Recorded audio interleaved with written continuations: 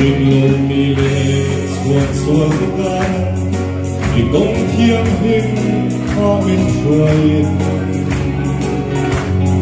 Ta hua zin kum le hun bi te Min den him min shuai sun sui Lung mai na mi ki sun tuma I mai ta ma tu lo ta li Lung mai na le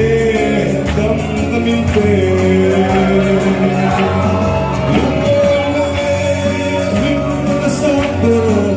Kamuan na kim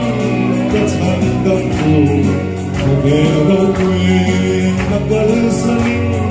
Kazui zelam Kwe hunakang ina Katiyangan iyong bakit Ibig fakin kazay zelam